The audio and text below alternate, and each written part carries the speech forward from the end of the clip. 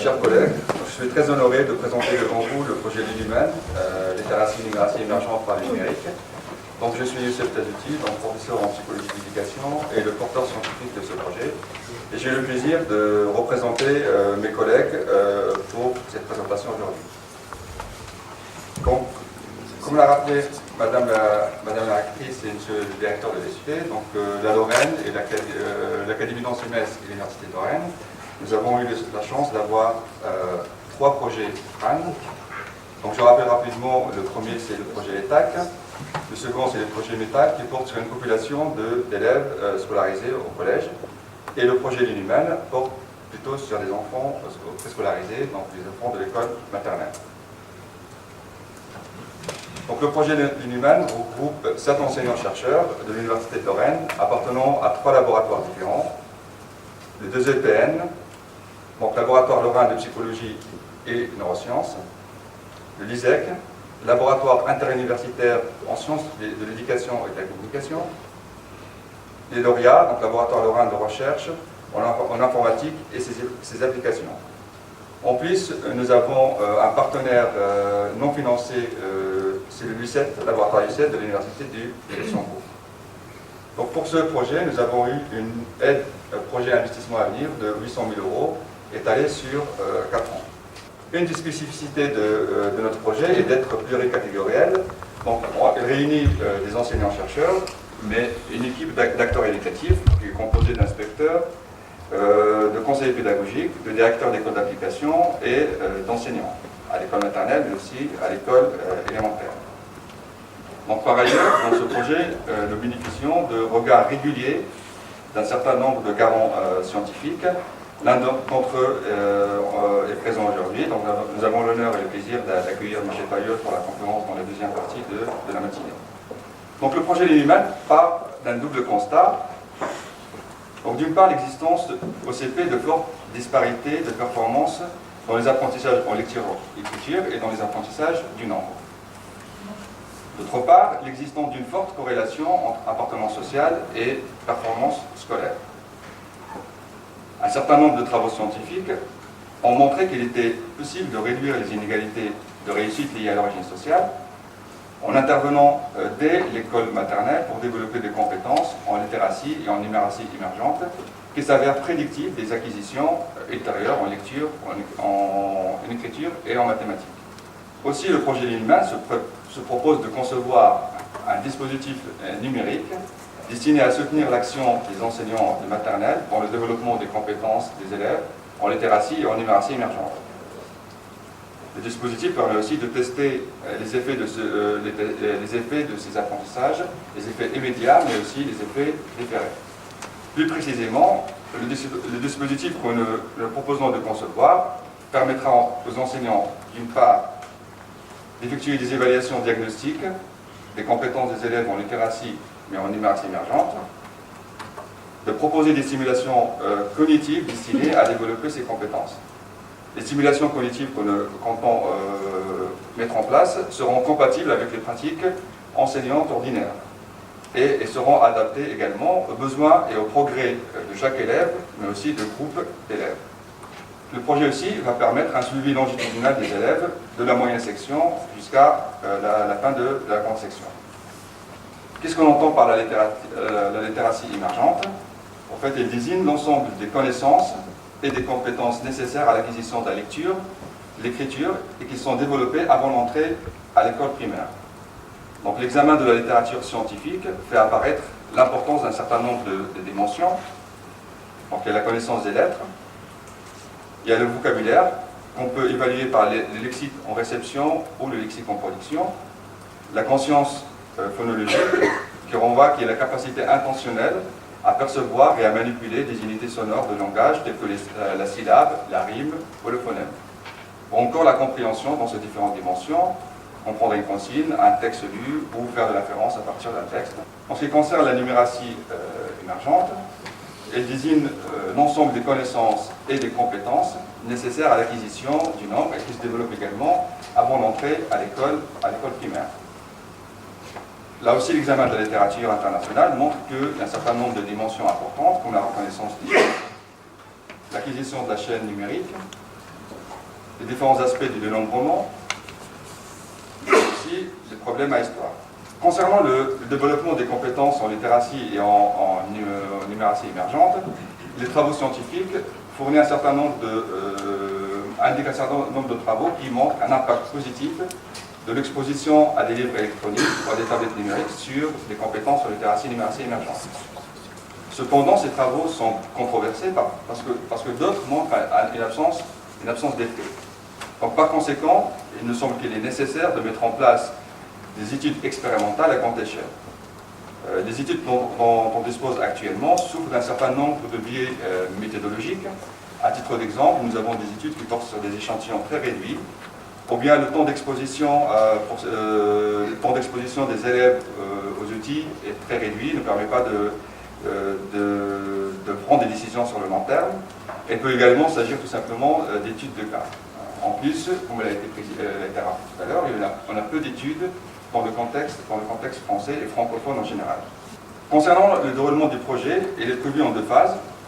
Nous avons une première phase de co-conception qui a commencé en mars 2017 et qui va se poursuivre jusqu'à août 2018. Lors de cette phase de conception, nous allons construire et tester des épreuves d'évaluation en littératie et numératie émergente. Nous allons construire et tester des stimulations cognitives pour développer ces compétences. Et nous avons élaboré la version numérique de l'outil.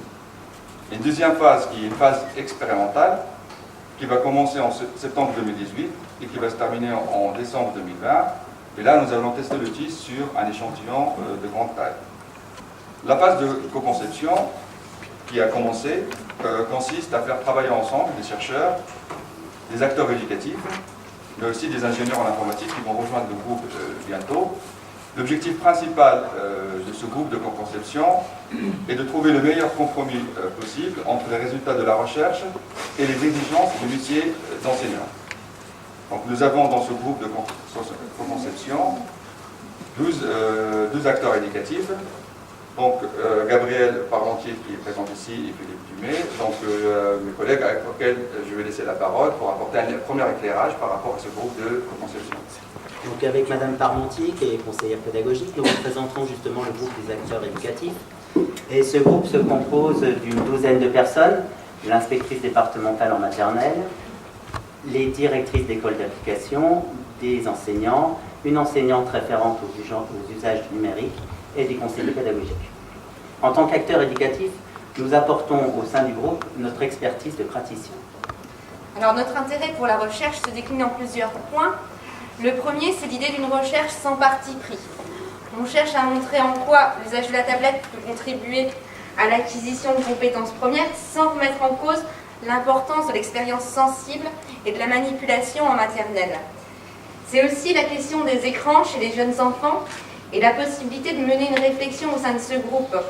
En parallèle avec la campagne 36912, aucun écran n'est mauvais en soi, tout dépend de la façon de les introduire dans la vie de l'enfant. Alors cette campagne, elle vise le cadre familial, sans dire ce qu'il faut faire, mais elle pose l'importance d'en parler. À l'école, il est aussi nécessaire pour nous enseignants de confronter nos pratiques, leurs apports et leurs limites auprès de nos élèves. Et enfin, une des propositions qui nous est faite, c'est de contribuer à la conception d'applications spécifiquement conçues pour la classe. Et lorsqu'on est confronté aux limites des applications grand public, pour les avoir testées en classe, c'est une chance de pouvoir faire part de son cahier des charges, la conception d'outils pédagogiques adaptés étant au cœur de notre métier. Donc le regard des acteurs éducatifs sera également important lors de la conception des applications numériques sur tablette. En effet, l'outil devra être utile, c'est-à-dire produire des effets mesurables et significatifs sur les apprentissages des élèves. Il devra également être utilisable, c'est-à-dire facile à prendre en main à la fois pour les enseignants et à la fois pour les élèves. Il devra également ne pas demander de difficultés supplémentaires pour être utilisé. Et il devra être également accepté, c'est-à-dire correspondre aux objectifs, aux méthodes et plus généralement aux valeurs culturelles des enseignants. Donc ce travail sera un travail de co-conception entre à la fois le groupe des informaticiens, le groupe des chercheurs et le groupe des enseignants. Parce qu'il va falloir mettre en adéquation à la fois les contraintes techniques, les contraintes expérimentales et les contraintes pédagogiques pour exploiter au mieux les potentialités du support.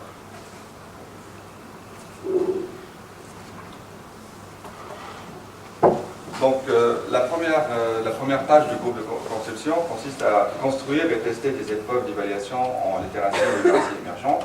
Donc pour construire ces épreuves, donc, nous sommes basés sur l'état de l'art. Nous avons sélectionné des épreuves et des items qui permettent d'évaluer des compétences en littératie et en littératie émergente. Il existe des tests en langue française, mais il existe énormément aussi d'épreuves et de tests en langue anglaise. Nous avons sélectionné à partir de cet état de l'art, mais la sélection aussi s'est faite à partir d'autres critères. Je repasse la parole à mes collègues pour... Donc voici, on vous a projeté là derrière, voici à quoi ressemblent certains exercices qui ont été donnés en évaluation. Et pour arriver à cela, nous sommes réunis régulièrement depuis le mois de janvier et nous nous sommes appuyés sur les indicateurs de progrès et de réussite en maternelle pour concevoir une évaluation qui soit diagnostique pour des enfants en petite, moyenne et grande section. Voilà, la conception des épreuves s'est faite aussi en parallèle avec la mise en place de l'évaluation positive en maternelle. Pour chaque domaine, nous avons repris les éléments attendus, mais aussi ce qui relève de la performance chez certains élèves pour mieux prendre en compte les différences interindividuelles. Nous avons aussi apporté notre regard sur les propositions de tests standardisés. La formulation de consignes, le contenu de ces tests ont donné lieu à de nombreux débats à la lumière de la réalité de la classe. Les premiers résultats sur ces tests nous confortent sur ce qu'on peut d'ailleurs retrouver dans les programmes.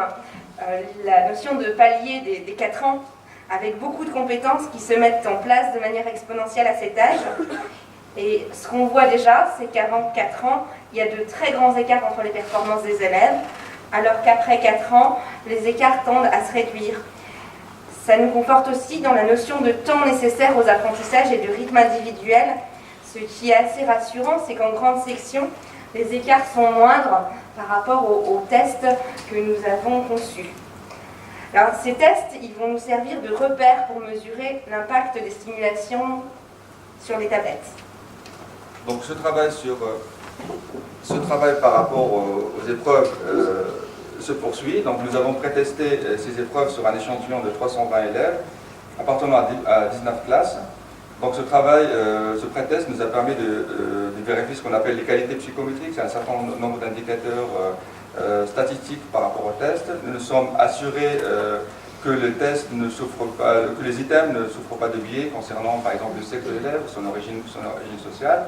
Donc le travail d'amélioration par rapport aux épreuves va se poursuivre dans la première partie de l'année universitaire et vont être améliorés, et dans la seconde partie de l'année, ils seront numérisés en partie.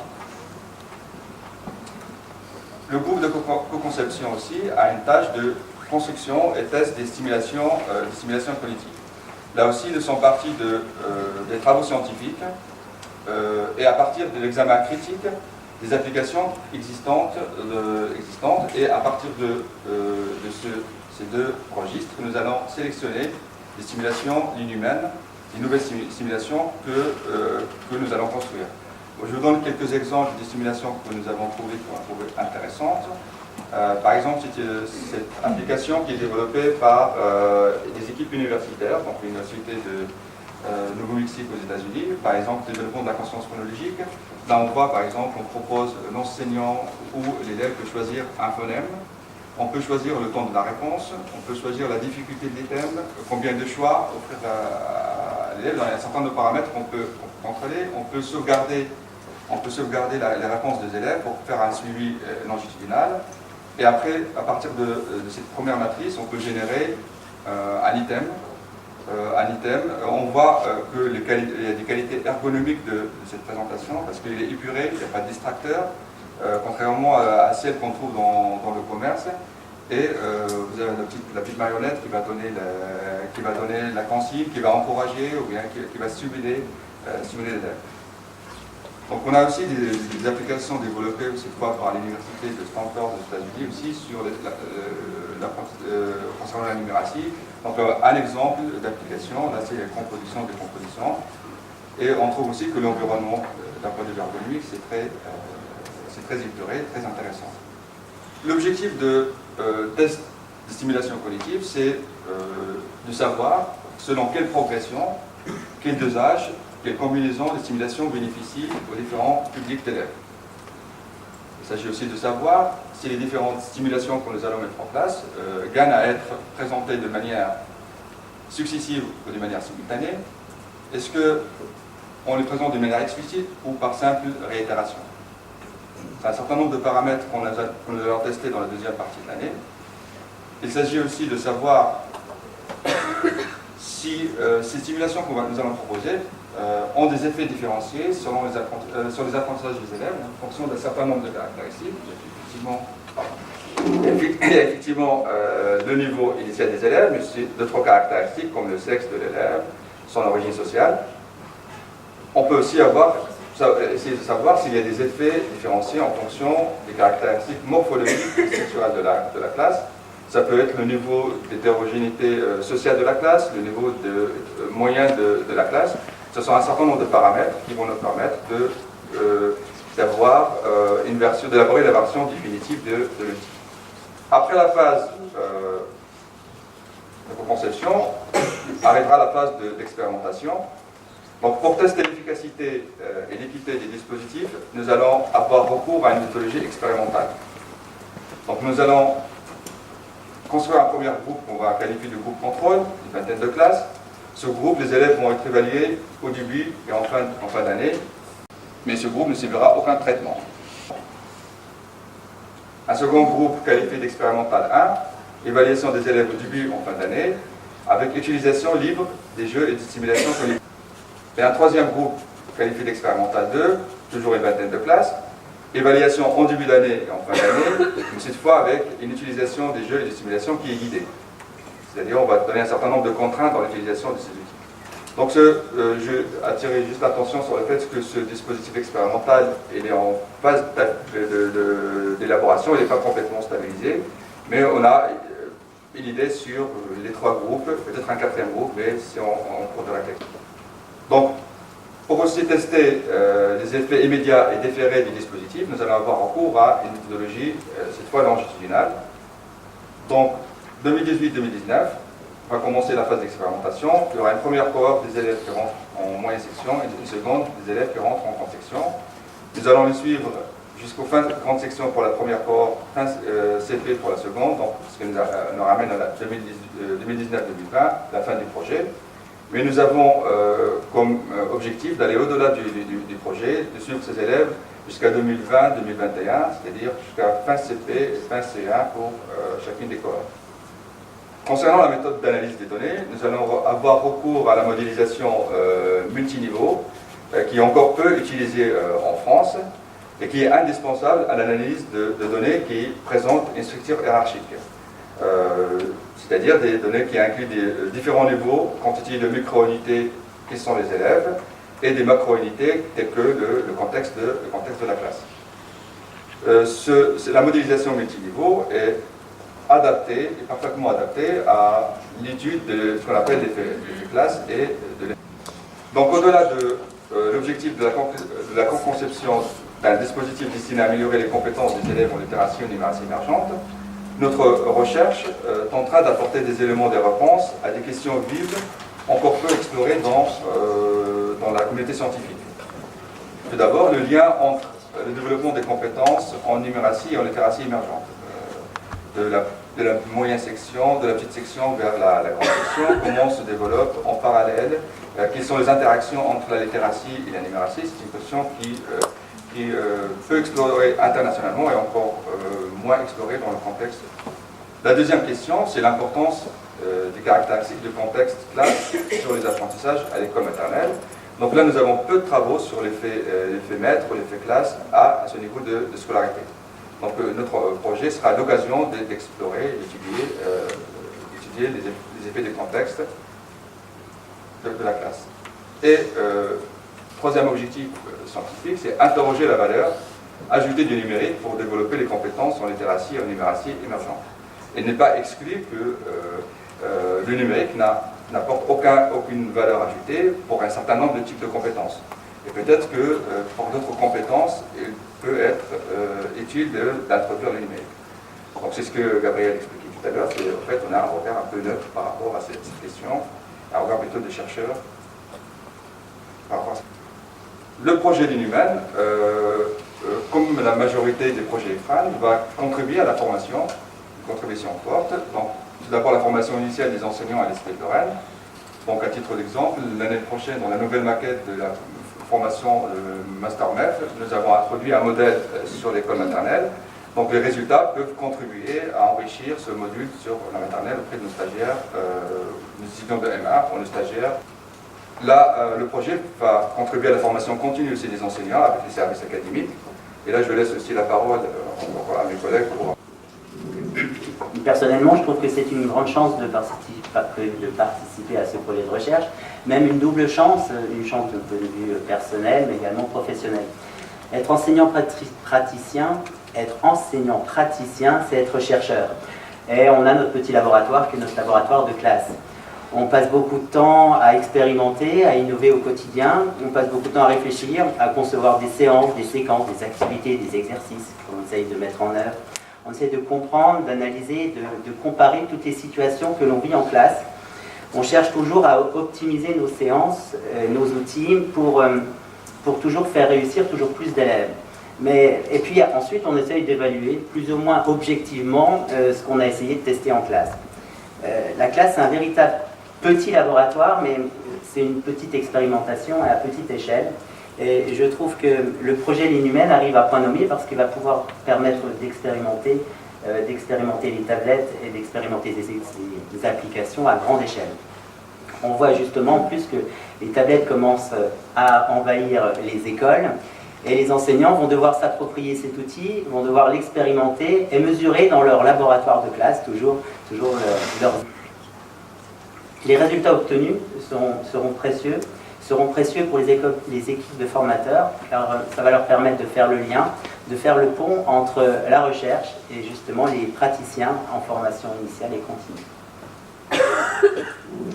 Alors, au-delà de ces points, cette recherche elle nous apporte aussi une culture des outils existants.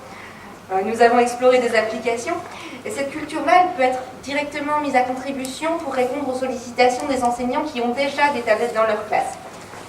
Mais c'est aussi un engagement réel dans la mise en œuvre de l'utilisation de tablettes numériques à l'école.